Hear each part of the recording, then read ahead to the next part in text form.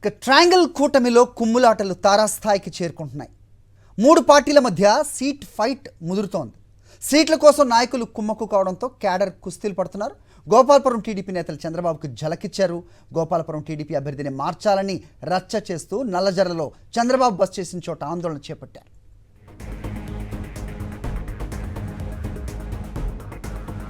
ఈ అంశంపై మరిన్ని అప్డేట్స్ మా కరెస్పాండెంట్ సతీష్ ఇస్తారు. సతీష్, ఒక్క నియోజకవర్గం కాదు, రాష్ట్ర వ్యాప్తంగా చాలా చోట్ల ఇదే పరిస్థితి. ఇంతకుముందే మనం మాట్లాడాము, భీమిలిలో కూడా ఇదే పరిస్థితి. ఇక్కడ గోపాలపురం అవ్వచ్చు, పోలవరం అవ్వచ్చు, ఇదే పరిస్థితి టీడీపీ ఎదుర్కొంటున్న గడ్డు పరిస్థితి.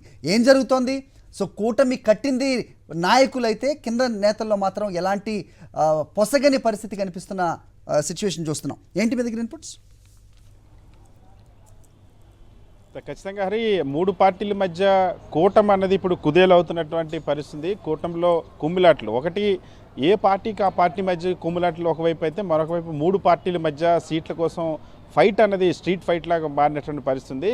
ఆ స్వయంగా నిన్న ప్రతిపక్ష నాయకుడు చంద్రబాబుకు సంబంధించి బస చేసినట్టు నల్లజర్ల వద్ద పశ్చిమ గోదావరి జిల్లా అంటే గోపాలపురం నియోజకవర్గంలో ఉన్నటువంటి మద్దిపాటి వెంకటరాజు అభ్యర్థిని మార్చాలని మొత్తం తెలుగుదేశం పార్టీ కేడర్ అంతా చంద్రబాబుని ముట్టడించడానికి వెళ్ళినటువంటి పరిస్థితి. చంద్రబాబు బస్ చేసిన ప్రాంతం దగ్గర ఆందోళన చేశారు. దీంతో చంద్రబాబు తీవ్రంగా ఆగ్రహంతో ఊగిపోయారు. అక్కడికక్కడే ఉన్నటువంటి తెలుగుదేశం పార్టీ కార్యకర్తలే స్వయంగా వైఎస్ఆర్ కాంగ్రెస్ పార్టీ అభ్యర్థి వనితకు జయకొట్టడం, ముఖ్యమంత్రి వైఎస్ జగన్మోహన్ రెడ్డి జయకొట్టినటువంటి సందర్భాలు ఉన్నట్టు. మరొక వైపు ఇతర ప్రాంతాల్లో కూడా అదే పశ్చిమ గోదావరి జిల్లాకు సంబంధించి ఇప్పుడు రఘురామకృష్ణరాజు ఎట్టి పరిస్థితిలో సీట్ ఇవ్వకపోతే నేను ఊరుకునేది లేదని అటు చంద్రబాబుకి పవన్ కళ్యాణ్కి అల్టిమేటం ఇచ్చారు. నిన్న రఘురామకృష్ణరాజుని చంద్రబాబు నాయుడు పార్టీలో చేర్చుకొని ఇప్పుడు రఘురామకృష్ణరాజు ఎవరి సీటుకి ఎత్త పెడతారన్నది ఒక చర్చ కూడా సాగుతుంది. సో ఉండి తెలుగుదేశం పార్టీ అభ్యర్థిని మార్చాలని ఒకవైపు, మరొక వైపు నరసాపురం ఎంపీని, నరసాపురాన్ని బీజేపీ నుండి టీడీపీ తీసుకొని రఘురామకృష్ణరాజుకి ఇచ్చి మళ్ళీ ఏలూరు ఎంపీని బీజేపీకి ఇవ్వాలని ఒక ప్రతిపాదన నడుస్తుంది. సో ఈ నేపథ్యంలో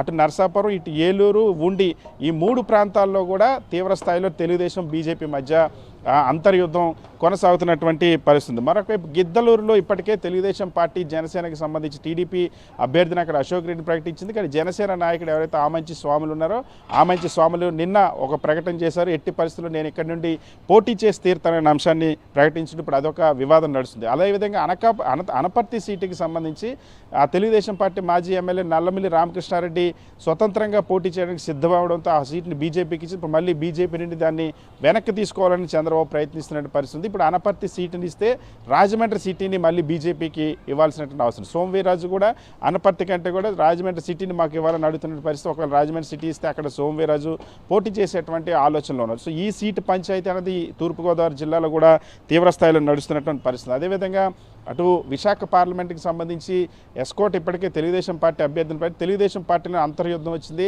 అక్కడ ఉన్నటువంటి మొన్నటి వరకు ఉన్నటువంటి రాష్ట్ర కార్యదర్శిగా ఉన్నటువంటి యాస్పిరెంట్ ఎవరైతే ఉన్నారో గొంపకృష్ణ ఇప్పుడు స్వతంత్రంగా పోటీ చేయాలని సిద్ధమైనటువంటి పరిస్థితి. ఇప్పటికే దాన్ని ప్రకటించినటువంటి పరిస్థితి. సో భీమిలిలో పంచాయతీ ఎలా ఉంది కొద్దిసేపటి కింద మనం చూసాం. అదేవిధంగా ఎమ్మిగనూరు, కర్నూలు జిల్లాలో ఎమ్మిగనూరు సీట్ని టీడీపీ అభ్యర్థి బీజేపీ మధ్య వివాదం తీవ్ర స్థాయికి చేరింది. జయనాగేశ్వరరెడ్డి బీజేపీ నేతలను, బీసీలను అవమానిస్తున్నట్టు బీజేపీ వాళ్ళు ఎట్టి పరిస్థితులు కూడా టీడీపీ అభ్యర్థికి సహకరించేది లేదని ప్రకటించినట్టు పరిస్థితి. అదేవిధంగా ఇప్పటికీ అవనగడ్డలో జనసేన పార్టీ ఎవరైతే ఆ మండల బుద్ధప్రసాద్ తీసుకెళ్లి జనసేన నుండి అభ్యర్థికి అవకాశం ఇచ్చారో ఇక్కడ జనసేన నాయకత్వం మొత్తం కూడా తిరుగుబాటు ప్రకటించింది. ఇప్పటికే రాజీనామాలు చేస్తూ ఉన్నారు. మండల బుద్ధప్రసాద్తో కలిసి పనిచేసేటువంటి అవకాశం లేదని జనసేన పార్టీకి సంబంధించిన నాయకులే చెప్తున్నారు. మరొక వైపు విజయవాడ పశ్చిమలో పోతిన మహేష్ ఇప్పటికీ కూడా తనకు అన్యాయం జరిగిన తీవ్ర అసహనంతో అయితే పోతిన మహేష్ ఇంకా చల్లారబడకపోవడంతో సుజనా చౌదరి గేమ్ స్టార్ట్ చేశారు. సుజనా చౌదరి నేను పోతిన మహేష్ను కొనేస్తున్నాను అంటూ ఒక ప్రచారం చేస్తున్నారు. పోతిన మహేష్ ఇవాళ రేపట్లో ఒక నిర్ణయం తీసుకునేటువంటి అవకాశం ఉంది. రెబల్గా వేస్తారా లేకపోతే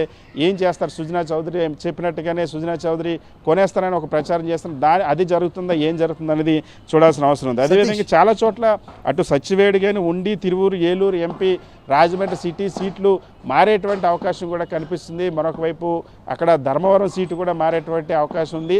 సో టీడీపీ, జనసేన, బీజేపీ మధ్య ఈ సీట్ ఫైట్ అనేది ఇంకా మరింత పెరుగుతున్నటువంటి పరిస్థితి కనిపిస్తుంది. అయితే ఏ పంచాయతీలనైతే చక్కదిద్దుకోవడానికి ఎన్నికల్ని సెకండ్ ఫేజ్లో ఉంచడానికి రాజకీయం నడిపారో అదే పంచాయతీలు ఇంకా ఉధృతమైన పరిస్థితి కనిపిస్తోంది. ఇది ఎన్నికల వరకు కూడా ఇది కంటిన్యూ అవకాశం ఉందనుకుంటున్నారా?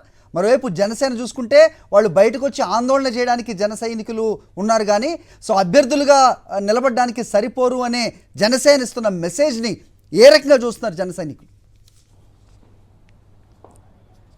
జనసేనకి సంబంధించి ఇంకా ఎందుకంటే ఇచ్చినటువంటి 21 సీట్లలో కూడా దాదాపుగా 16 మంది అభ్యర్థులు తెలుగుదేశం పార్టీ నుండి వచ్చినటువంటి వాళ్ళకి జనసేన సీట్లు ఇచ్చినటువంటి పరిస్థితి. ఈ నేపథ్యంలో జనసేన పార్టీ కోసం మొదటి నుండి పనిచేసినటువంటి నాయకులు కేడర్ తీవ్ర నిరాశ నిస్పృహలు ఉన్నాయి. అందుకే మనం చూస్తున్న పవన్ కళ్యాణ్ ఎన్నికల ప్రచారాన్ని ప్రారంభించలేనటువంటి పరిస్థితి. ఇంకా రేపటి నుండి ప్రారంభిస్తామని ఇప్పటివరకు ఒక్క సభ కూడా దాదాపుగా 250 రోజులకు పైగా జనసేనకి సంబంధించినటువంటి సొంత సభను పెట్టుకునేటువంటి పరిస్థితికి జనసేన పార్టీ దిగజారిపోయినటువంటి. మరొక వైపు ఈ సమయం ఏదైతే ఉందో ఎన్నికల షెడ్యూలు ఆలస్యమైనటువంటి సమయాన్ని కూటమికి అనుకూలిస్తుంది అనుకున్నారు. కానీ అది ఇప్పుడు ఆ కూటమికి అదొక కాలకోట విషయంగా మారింది. ఎందుకంటే వివాదాలు మరింత తీవ్రం అవుతున్నటువంటి పరిస్థితి.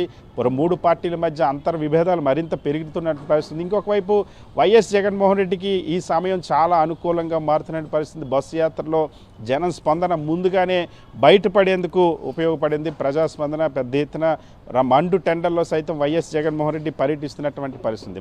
ఇటువైపు ఈ మూడు పార్టీల మధ్య సీట్ల సర్దుబాటు, అభ్యర్థుల ఎంపిక, ఈ వివాదాలు తీర్చలేనటువంటి స్వయంగా చంద్రబాబే తన పార్టీకి సంబంధించినటువంటి కేడర్ని నాయకులు కూడా కన్విన్స్ చేసుకునే పరిస్థితి. పవన్ కళ్యాణ్ అయితే అసమ్మతివాదులతో కానీ అసంతృప్తివాదులతో కానీ ఎవరితో కూడా ఫేస్ చేసి కనీసం మాట్లాడలేనటువంటి పరిస్థితి నెలకొంది.